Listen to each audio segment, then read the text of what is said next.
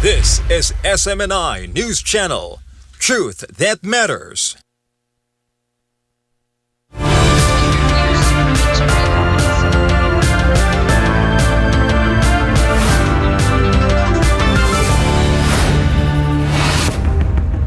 In the headlines, breaking from Washington, President Donald Trump doubles down on his support for Ukraine envoy Steve Witkoff after a reported leaked call between a senior Kremlin official. Power play in Luanda, Angolan President João Lourenço urges a stronger AU-EU partnership as he opens the summit with a call for mutual respect and deeper cooperation. Alliance on alert, Japan's Prime Minister Sara Takaichi reaffirms tight coordination with the U.S. after a call with President Trump stressing Indo-Pacific security. As city mobilizes, Chi Minh City residents launch a major relief drive for Vietnam's flood and landslide hit communities. Political rumblings in Manila. Vice President Sara Duterte breaks silence on caretaker president talk involving Ramon Ang and addresses questions about presidential succession. And rising star in gymnastics, Filipino athlete Eldrew Yulo gears up to enter the senior division, a big leap toward the 2028 Los Angeles Olympics. I'm Angel Pastor. Newsline World starts now.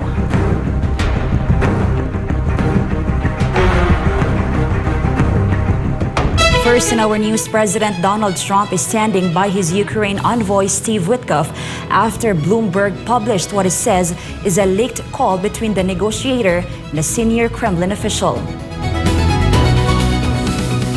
A Bloomberg report claims to have obtained a transcript of a conversation said to be between Witkoff, Russian presidential aide Yuri Yushakov, and Russia's investment envoy and negotiator on Ukraine, Kirill Dmitriev, on October 14. The publication of the audio was not released, but the transcript was posted in English and Russian. Neither Washington nor Moscow has confirmed the authenticity of the reporting. Earlier, Russia's investment envoy and negotiator on Ukraine, Kirill Dmitriev, said that the transcript of his alleged phone call is false.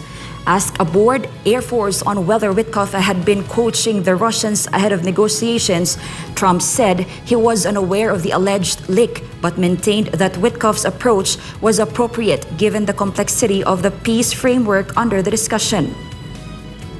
Haven't heard it, no, but that's a standard thing, because he's got to sell this to Ukraine. He's got to sell Ukraine to Russia. That's what a deal maker does. You got to say, look, they want this. You got to convince them with this. That's a very standard form of negotiation. I haven't heard it, but I heard it was standard negotiation, and I would imagine he's saying the same thing to Ukraine, because each party has to give and take.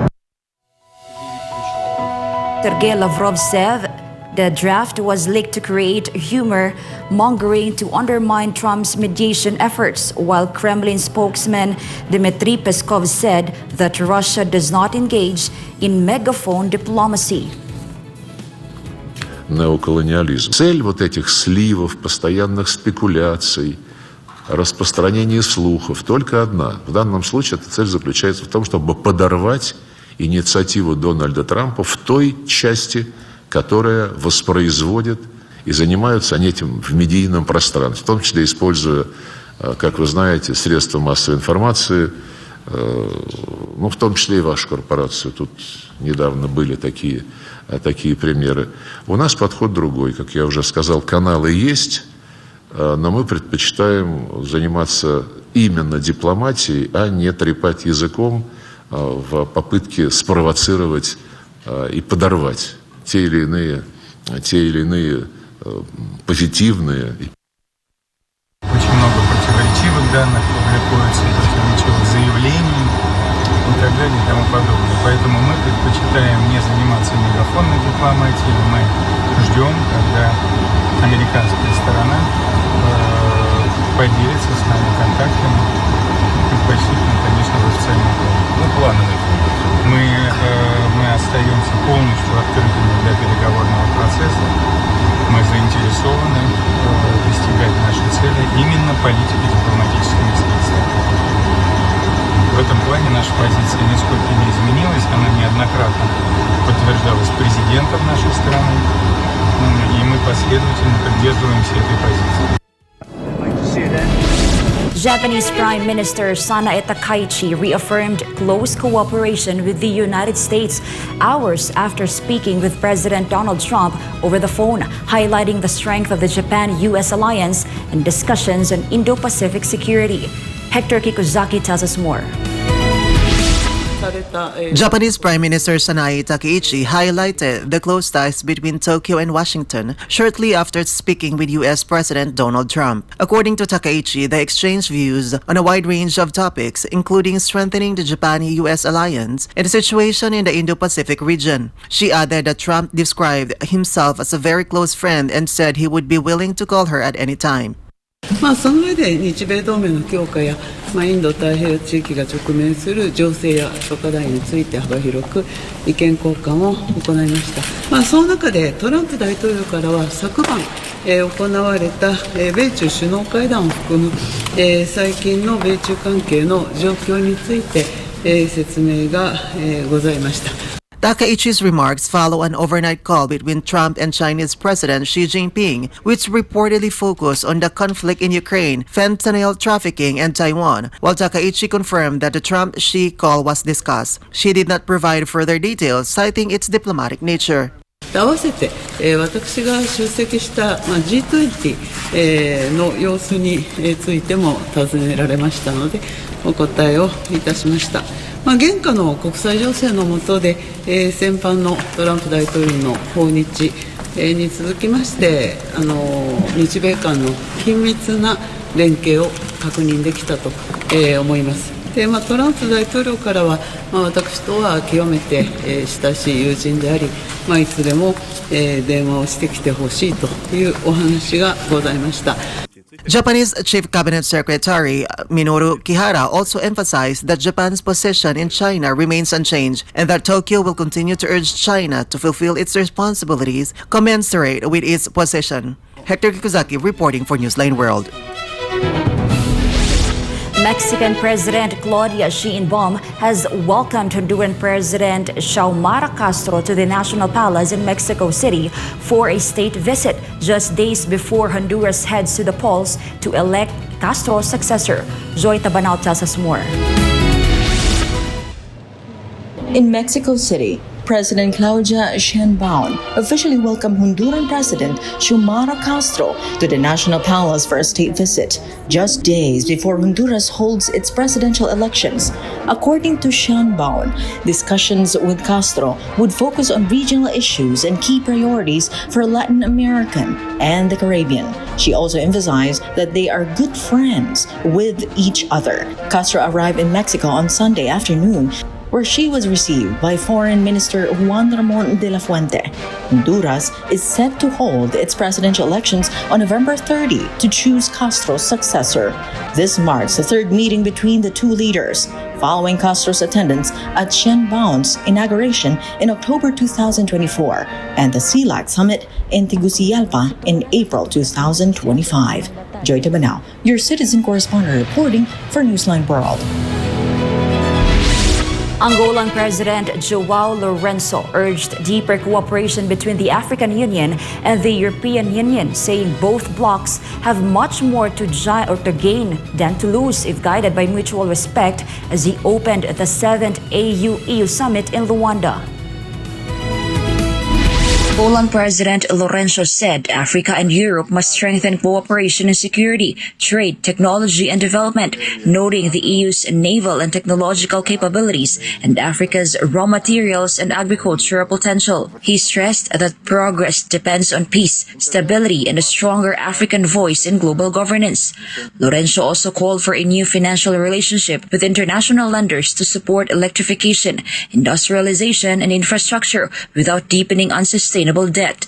Luanda ergue-se hoje como uma tribuna de esperança e o símbolo do querer e da vontade africana de estabelecer com a Europa relações que se aprofundem continuamente em busca de benefícios para ambos os lados, neste mundo cada vez mais conturbado, que enfrenta desafios complexos que a todos afetam, marcado pelas crises de segurança alimentar, energética, humanitária e sanitária, arrastando consigo as migrações em massa e o desemprego global. Lourenço urged reforms to global institutions, saying Europe benefits from a prosperous Africa that does not rely on aid or face irregular migration pressures. He also raised concerns over global crisis and briefly addressed the Gaza conflict, calling for renewed efforts toward peace. The 7th AU-EU summit brought together leaders in Luanda from November 24th to 25th, with EU remaining Africa's largest trading partner. Leaders from both blocs continue discussions on strengthening long-term cooperation. Up next, a city mobilizes. Ho Chi Minh City residents launch a major relief drive for Vietnam's flood and landslide hit communities. Political rumblings in Manila. Vice President Sara Duterte breaks silence on caretaker president talk involving Ramon Ang and addresses questions about presidential succession. More news when Newsline World returns.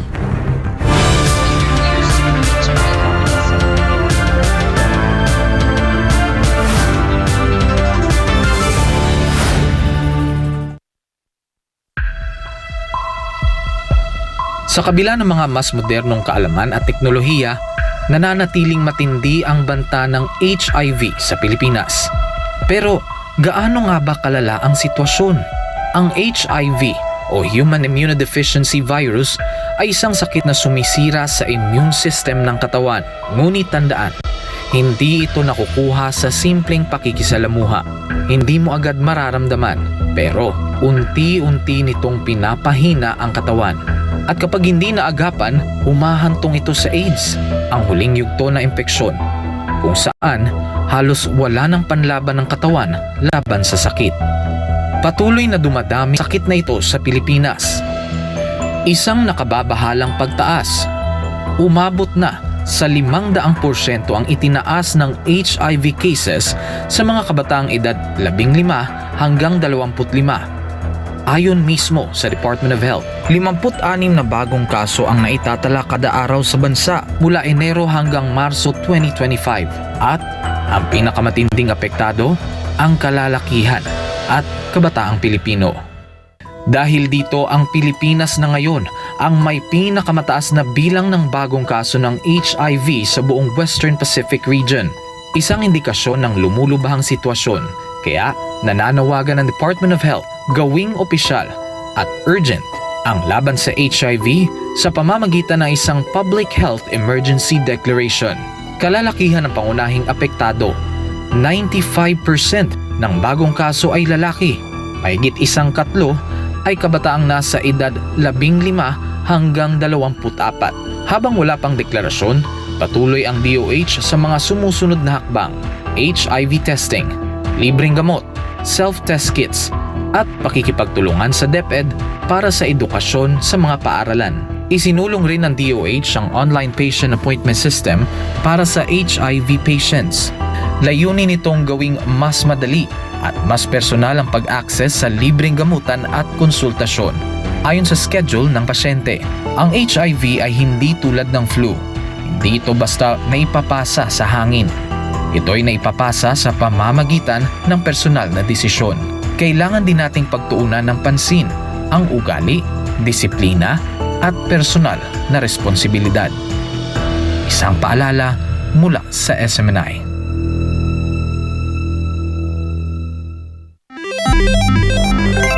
Isang pindot lang, pwede kang maka-jackpot. Mukhang masaya at easy money lang. Sa murang halaga, pwede ka na tumaya sa online gambling at e-casino apps. Mayroong sabong, slot machines, mahjong, poker at iba pa. Kailangan mo lang ng smartphone, e-wallet at internet. Pero ang aliw na ito, unti-unting nagiging bitag para sa mga Pilipino. Lalo na kung ang paborito mong artista o influencer ang mukha ng app. Mas madaling makaengganyo, diba? Parang safe naman kasi may kilalang mukha. Pero sa likod ng ngiti, sugal pa rin ang itinutulak. At syempre, mas madali ring itago ang pagkalulong sa bisyong ito. Walang pisikal na kasino o pasugal sugalan, walang kaharap, walang accountability, kaya't mas lumalala ang adiksyon. Dagdag pa rito, maraming online gambling apps at walang regulasyon. Sa likod ng mga makukulay na interface at papremyo, nakatago ang problemang bumabalot ngayon sa bansa. Ang pagkalulong ng maraming Pilipino sa online gambling. Pwede maglaro kahit saan, kahit kailan, kahit sino, bata man o matanda, pwedeng malulong.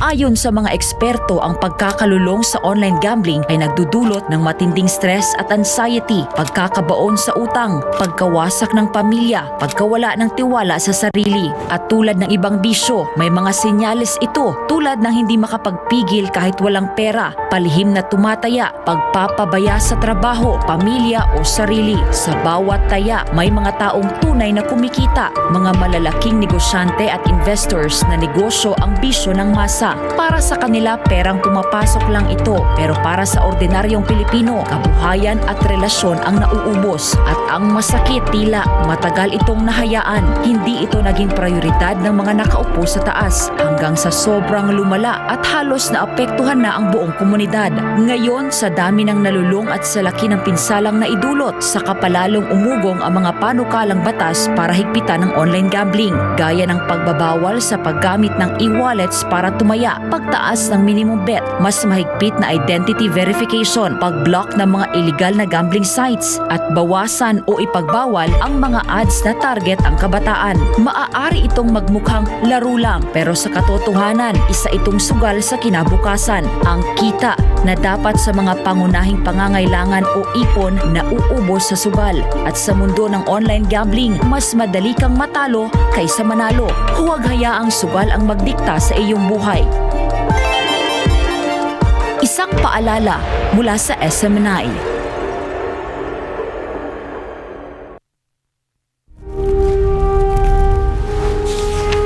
Pasasaan pa ang kalayaan kung ang mga alipin ngayon ay sila din naman mang-aalipin bukas.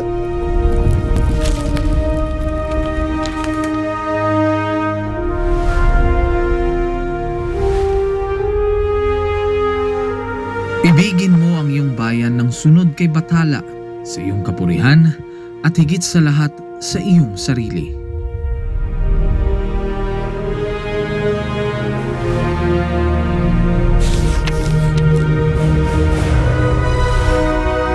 Hindi natin mapapalaya ang ating mga sarili maliban kung sumunong tayo na nagkakaisa sa iisang hangarin. Ang tunay na makabayan ay ang tumutupad ng pagpapabuti ng kanyang mga kapwa, gaano man kaaba ang kanyang katungkulan. Naway magsilbing paalala ang kanilang mga salita upang lalo nating mahalin at tapat na paglingkuran ang minamahal nating inang bayan.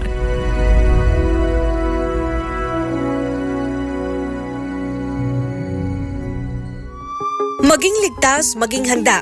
Narito ang ilang paalala kung sakaling tumama ang lindol.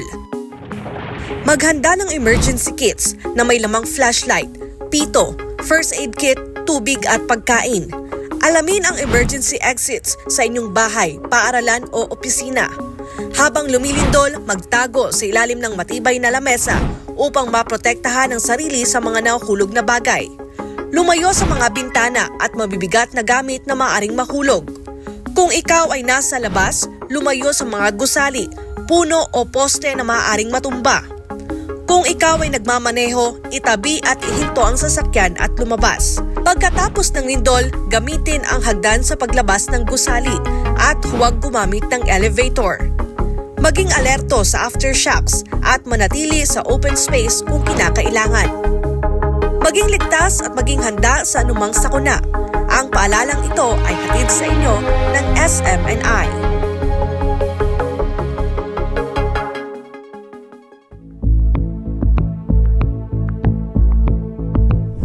Ikaw ba ay namomroblema sa taas ng electric bill buwan-buwan?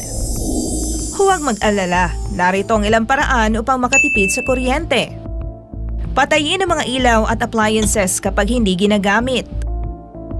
Sa halip ay gumamit ng natural na liwanag upang makatipid sa kuryente.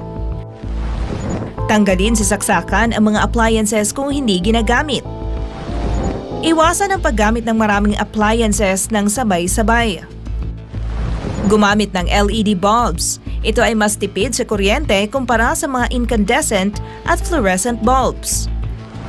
Regular na linisin ang mga appliances tulad ng electric fan, aircon vents at refrigerator. Magkaroon ng takdang araw sa isang linggo sa pamamalansya at paglalaba.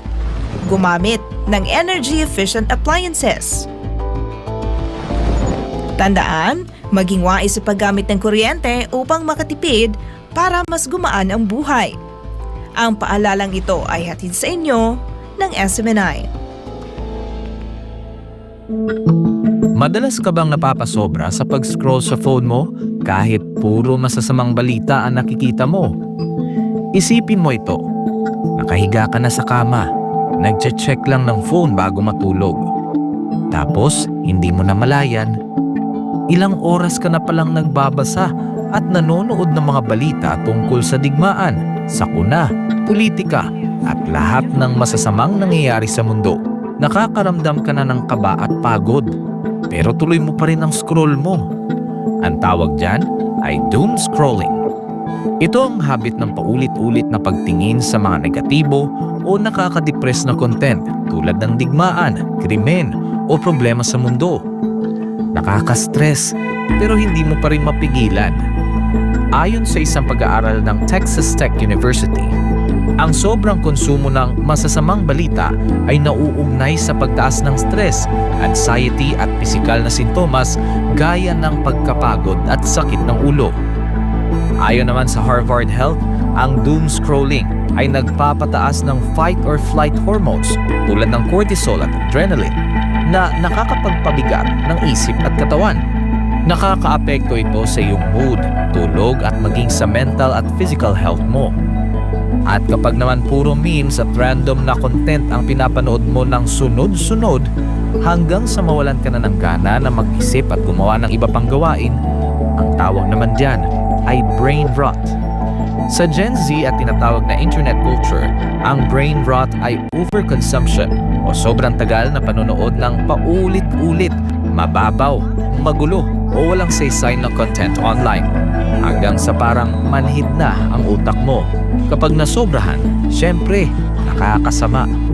Nawawalan ka na ng focus, nawawala ang motivation, hirap mag-isip ng malalim, parang lutang o foggy ang utak. Masaya sa simula, pero kapag sobra, napapagod ang isip mo. Nahihirapang mag-concentrate at parang lutang. Mas delikado pa ito sa mga bata dahil ang utak nila ay nasa proseso pa ng pag-develop. Kaya mas malakas ang epekto ng doom scrolling at brain rot sa kanila. Maaaring makaapekto sa pag-aaral, pag-iisip at pakikitungo sa iba. Ang higit sa 4 na oras ng screen time araw-araw sa mga kabataan ay konektado sa 35 to 88% na mas mataas na posibilidad ng depresyon, anxiety at stress. Base ito sa isang malawakang pag-aaral sa Brazil. Kaya, maging balanse. Magpahinga sa screen, magbasa, makipagkwentuhan, magdasal, maging present lagi. Alagaan ang iyong isipan. Kung anong itinatanim sa isipan mo, yun ang lalago.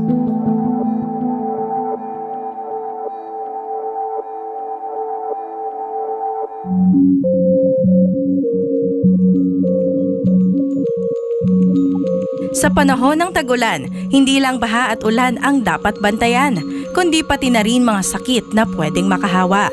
At dahil ngayon ay rainy season, nagbabala ang Department of Health laban sa tinatawag na wild diseases. 4 na klase ng sakit na karaniwang nakukuha ng tao tuwing maulan. Ito ang W o waterborne diseases, gaya ng pagdudumi o gastroenteritis. I o influenza-like illnesses, gaya ng sipon, ubo at lagnat. L o leptospirosis, na maaaring makuha mula sa ihi ng mga daga sa baha. At D o dengue, na dala ng mga lamok.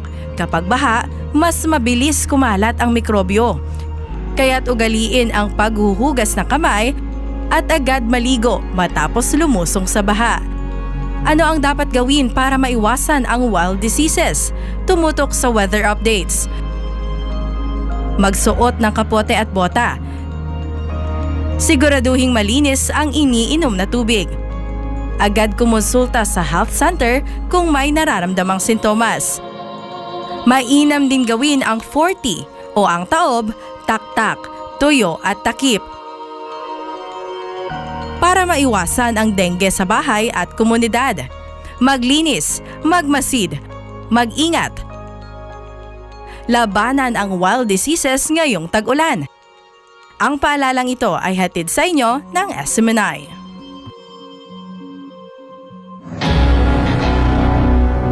Maging alerto at handa tuwing may bagyo.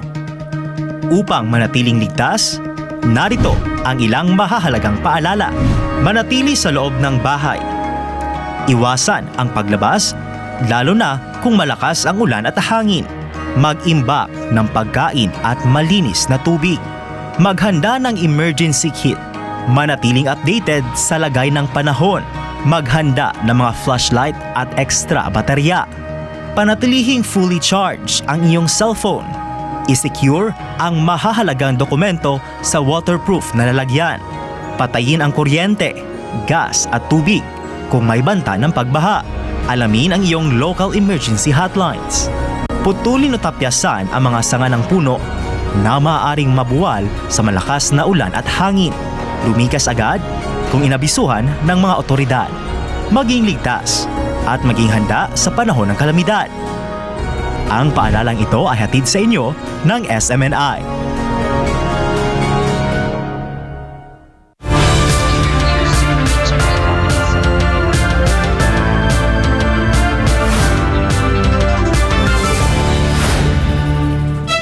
We're back in Vietnam. Residents in Ho Chi Minh City launched a large-scale humanitarian drive to support communities in central Vietnam affected by severe flooding and landslides. Almar Forzuelo reports. Collection points across Ho Chi Minh City have been overwhelmed with donations, with volunteers working from morning until dawn to sort and transport supplies. At the Ben Thanh and Sui Shen metro stations, there is an open area at the entrances where essentials are being collected for affected provinces. Large numbers of volunteers, students, office workers, and retirees have joined the effort, separating donations and loading them onto trucks headed to the central region. Quá trình trong 4 ngày qua, từ ngày bắt đầu mà được kêu gọi thì chúng em đã có mặt từ lúc 8 giờ sáng cho đến rạng sáng ngày hôm sau để cùng nhận những nhu yếu phẩm của mọi người mang lại, phân chia và đưa lên các xe container cũng như là xe tải để di chuyển về miền Trung. Ước lượng thì cỡ khoảng 300 tấn trở lên. Và trong một ngày, có những ngày tụi em đưa lên cả 100 tấn. Và ngày khởi đầu là đã trên 100 tấn. Other volunteers shuttle goods from collection points to the loading bays, describing their work as meaningful as each package supports one flood-stricken family. Relief hubs have also emerged at public offices and apartment complexes, gathering clothing, food and basic supplies. Many residents with ties to central Vietnam say helping provides comfort at a difficult time. Tấm lòng là trên hết, mình có tiền mình phụ, ví dụ có ít đồng nhiều, ví dụ một cái mì, một thùng nước, một chai dầu, nó tính lại là cũng là cho cô bác rồi gì. Thấy trong ban từ thiện cũng có nhà bị ngập lên tới nóc nhà luôn ở Phú Yên á, thấy đau lòng lắm, xót lắm. Nên cô rảnh là cô đi cô phụ. As trucks depart for flood-hit provinces, volunteers chant, "All for the beloved central region, the South is coming." Authorities say relief operations will continue in the coming days as more communities await aid across the central region. Reporting for Newsline World, Almar Forzuelo, SMNI News. Vice President Sara Duterte spoke out amid circulating claims that San Miguel Corporation President Ramon Ang is being pushed to serve as caretaker president. She also directly addressed the question of whether she is prepared to assume the presidency should President Ferdinand Marcos Jr. step down. Here's the report by Carla de la Peña. Huwag siya mag-alala. Huwag siya matakot. Sasamahan ko siya. Amid the continuing calls for President Ferdinand Marcos Jr. to undergo a hair follicle drug test, Vice President Sara Duterte said the president has nothing to fear and that she is willing to accompany him for the examination. According to the Vice President, even Senator Amy Marcos is ready to join her brother in taking the test. Duterte added that she herself is also open to undergoing a drug test. Ako kahit na konti na lang yung naiwan sa buhok ko, sige, magpapadrug test din ako. Huwag siyang matakot kasi para sa bayan naman yun eh. Hindi naman yun para sa yung sarili namin. Vice President Sara further explained that the call for a drug test is not a personal matter, but part of a responsibility rooted in the President's oath to the people. She said it is important in order to dispel doubts about the President's capability and integrity. Meanwhile, Duterte assured that she is prepared to fulfill her constitutional mandate should the President resign from the office. Of course, there is no question about my readiness. I presented myself to you when I was a candidate for Vice President with the understanding that I am the first in line in succession. Pinresenta ko sa inyo, tumakbo ako bilang Vice President, pinresenta ko sa inyo yun, ang sarili ko at alam ko na first in line ako sa succession. Wala nang tanong doon kung ano ang gagawin ko. Yun ang mandate sa akin ng Constitution. At alam ko yun nung ako ay tumakbo. At binoto ninyo ako as Vice President knowing that I am the first in line. Following this, Duterte responded to the Makabayan Bloc's call for both her and President Marcos to resign in order to pave the way for the creation of a transition council. Ang sa akin, I have an oath as Vice President. And I said in my oath to preserve and defend the Constitution. So yan yung trabaho ko. Any extra constitutional movements or actions is beyond my sphere. So kung gusto nila na gumalaw sila labas sa Constitution, eh nasa kanila na yan. The Vice President added that the Makabayan Bloc has long been attempting to take over the government, but the group supposedly knows they are not capable of doing so. Matagal na yan, gusto ng Makabayan mag-take over ng government. Matagal na yan. Matagal na rin nilang alam na hindi nila kakayanin at saka hindi nila magagawa yan. Kaya ang ginagawa nila, naghahanap sila ng mga pangulo, mga presidente, kung saan nakikipag-negotiate sila na tumutuloy yung kausa nila o kung ano man yung pinaglalaban nila dyan na merong understanding na pinapayagan kami ng presidente. So sa tingin ko, hindi ko masabi kung bakit nila pinapatanggal si Marcos, pero sa tingin ko, alam nila na walang negosasyon sa akin tsaka sa Makabayan. Regarding the emerging issue that San Miguel Corporation Chairman Ramon Ang might be appointed as a caretaker in the event of a destabilization or military-backed reset, Duterte gave the following response. I took a note and I said there to preserve and defend the Constitution. So hanggang dyan lang ako sa kung ano ang meron sa Constitution natin. Labas dyan, hindi na, sa kanila na yon, hindi na ako kasali dyan. For God and my beloved Philippines, Carla Abellana, SMNI News. China has carried out its first ever emergency spacecraft launch, sending Shenzhou 22 into orbit after damage to another return capsule briefly stranded astronauts aboard in a space station. The Long March 2F rocket blasted off from the Zhuquan Satellite Launch Center shortly after midday, carrying the uncrewed Shenzhou 22 spacecraft.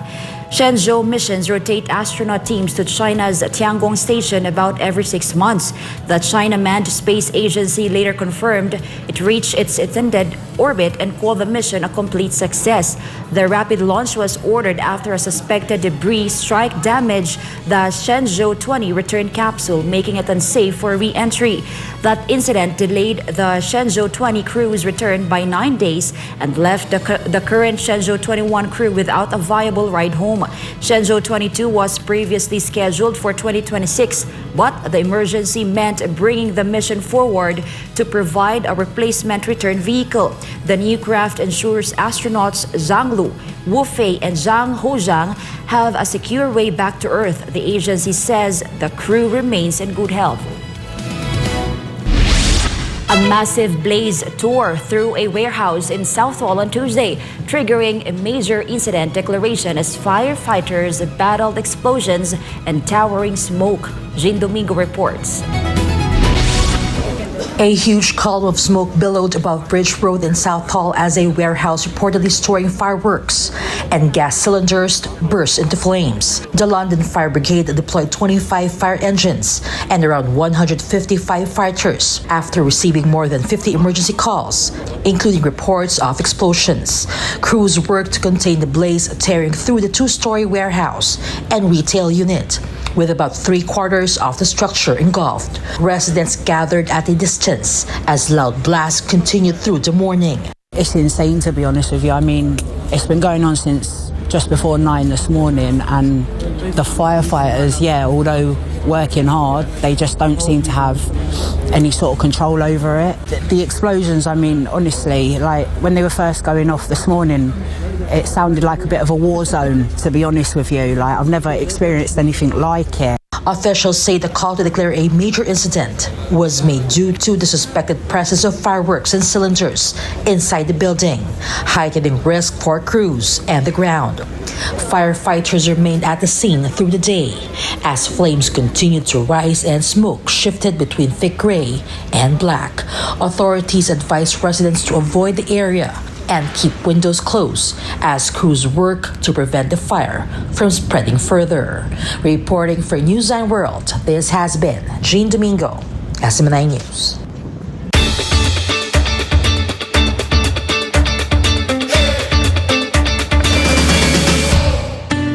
A Lebanese woman has turned environmental waste into a breathtaking symbol of hope, constructing a 10-meter replica of Lebanon's iconic cedar tree using more than 450,000 green plastic bottles, with volunteers, students, and entire communities joining her mission to set a new Guinness World Record. Franco Baranda has the story. A remarkable display of creativity and national pride has risen in the town of Ammon, where Lebanese creator Caroline Chabtini transformed 452,000 green plastic bottles into a towering sculpture modeled after the country's beloved cedar tree. Chabtini worked with a dedicated team of volunteers to assemble the 10-meter-high structure, which has quickly become a beacon of positivity amid challenging times. Chabtini launched the project during the 2024 conflict between Israel and Hezbollah. As global news focused on scenes of loss and devastation, she sought to redirect attention toward a power emblem of resilience, the Lebanese cedar. Beyond its symbolic value, the project doubles as a large-scale recycling effort because the green plastic bottles used are not fully recyclable. Chabtini aimed to prevent them from burdening the environment by transforming them into art instead. Over the past 2 months, more than 6,000 students, volunteers, and entire communities joining her mission to set a new Guinness World Record participated in collecting and assembling the materials, turning the initiative into a community-driven celebration of sustainability and unity. Her latest creation now stands as both a tribute to Lebanon's enduring spirit and a reminder that even discarded plastic can be transformed into something extraordinary. Reporting for Newsline World, this has been Franco Baranda, SMNI News. More than 1 million people gathered for the grand closing of the Kalimutan Festival 2025 in Sultan Kudarat, an evening of celebration, culture, and pride. Prince Tripoli has the story.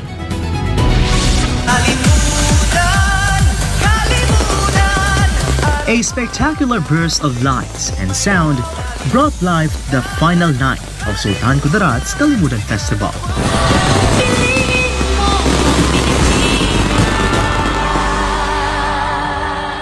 The grand celebration marked the province's 52nd founding anniversary, bringing together world-class performances, cultural showcases, and a massive stage production that drew record-breaking records.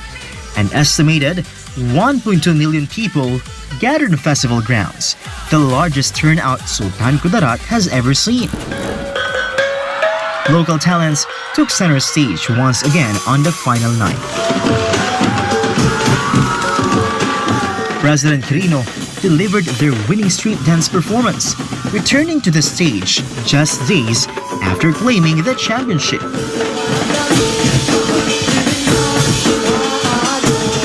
Lebac's land-inspired pavilion continued to impress festival goers, earning strong praise for its creativity and detail. Columbio emerged as grand champion of this year's float parade.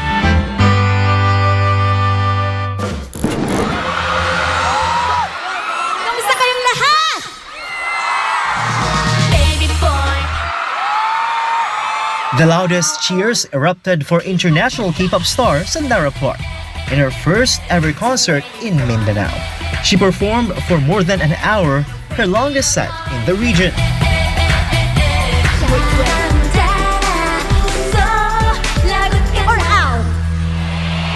Naghintay talaga ako ng chance para kumanta ng mga songs ko at sobrang papasalamat ako sa inyo at kay Golf Tax for having me here tonight, for the opportunity, for this beautiful memory. Hindi ko ito makakalimutan. Grabe. Maraming salamat talaga once again. Thank you so much for having me here. And maraming salamat din sa mga staff, mga directors, at kayo na lahat na pumunta dito, kahit mainit, kahit umuulan.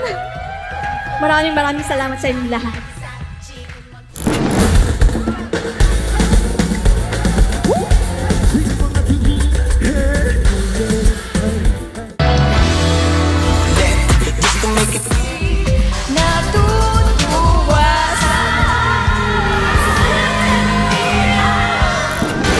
Maraming salamat. Magandang gabi. In his closing speech, Sultan Kudarat Governor Dato Pax Ali Mangudadato thanked the people for supporting the month-long festival. Now 28 years old, Mangudadato made history in 2022 when he became the youngest governor in the Philippines at age 24. At napaka-exciting naman ang lahat-lahat ng ating ginagawa dito because we are trying to make a difference. We want to put Sultan Kudarat in the map of not just the Philippines but of the entire world. We want to make sure na ang Sultan Kudarat ay patuloy na umaangat.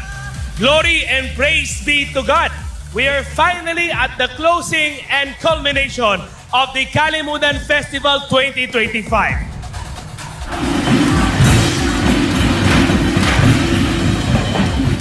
According to the governor, the festival is a reminder of Sultan Kudarat's culture, unity, and progress.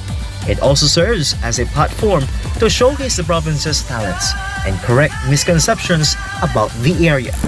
We will show ano nga ba ang Sultan Kudarat. Yan po ang ating advocacy because we want to show to everyone, to the rest of the world, na dito nagkakaisa, nagmamahalan, hawak kamay sa mas magandang kinabukasan ng ating lalawigan. As the festivities wrapped up, officials extended their gratitude to everyone who joined and vowed to continue elevating Sultan Kudarat as an emerging global cultural destination. Reporting for Newsline World, this has been Prince Tripoli, SMNA News.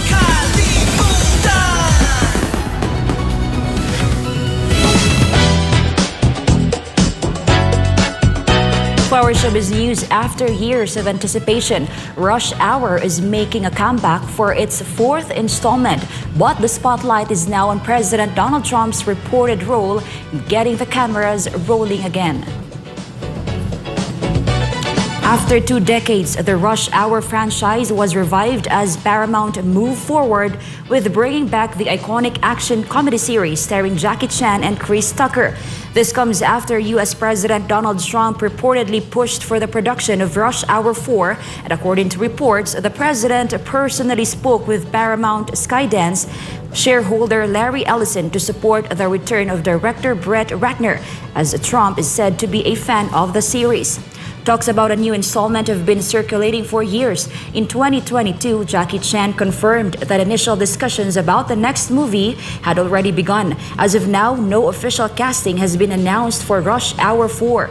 Both Jackie Chan and Chris Tucker are expected to be in the film. For now, Jackie Chan remains busy with ongoing projects in China, while Chris Tucker was last seen in the 2023 film Air.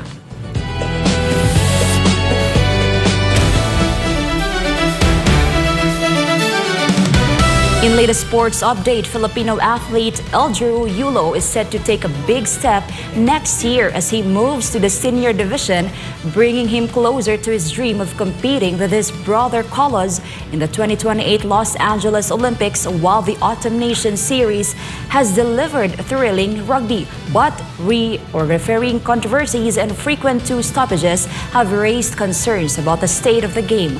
Carlo de la Peña will give us the details. Eldrew, a double bronze medalist at the World Juniors Championships, revealed he will begin training and competing as a senior athlete in hopes of earning a spot on the national team. He said joining the senior ranks is a step forward, fulfilling his long-held dream of teaming up with his older brother, Olympic double gold medalist Carlos Yulo, on the Olympic stage. Eldrew impressed in his global debut, capturing bronze medals in floor exercise and horizontal bar, placing 4th in vault despite a right ankle sprain, and finishing 8th in the individual all-around. However, he acknowledges that the senior level will pose tougher challenges, adding that he plans to stay grounded, work hard, and prove he deserves to be there. For now, he's taking a short break before returning to intensive training in Japan under coach Munehiro Kojimiya, preparing for a new chapter in his gymnastics journey. Meanwhile, the Autumn Nation Series has produced standout moments, including New Zealand's late surge against Ireland, Argentina's comeback versus Scotland, and strong performances from England, South Africa, and France. However, officiating has been controversial, with frequent television match official or TMO reviews, yellow and red card decisions, and long stoppages drawing criticisms from players and former internationals. Games like South Africa versus Ireland lasted over 2 hours, with multiple cards and extended delays. New protocols, including the bunker system and 20-minute red cards, aim to balance player safety with game flow but have faced inconsistencies in execution, leading to rescinded decisions and confusion among fans. Experts suggest reducing TMO interference, empowering on-field referees, and standardizing officiating to improve consistency while keeping the sport competitive and safe. Despite these concerns, rugby leaders like Steve Bothrick and Hugo Monye believe the international game remains strong and exciting, with upcoming tournaments like the Six Nations, the Nations Championship, and the 2027 Rugby World Cup providing further opportunities for thrilling contests. Reporting for Newsline World, this has been Carla de la Peña bringing you the latest sports news. And before we end, may you be inspired with the words of the sun.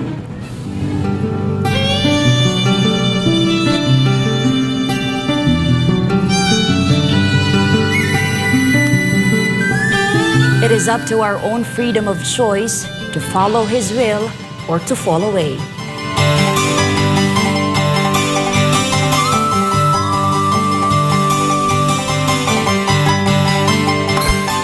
And for our Christmas countdown, 29 days left before Christmas. For this edition of Newsline World, for God and my beloved country, the Philippines, I'm Angel Pastor. Thank you for watching and goodbye.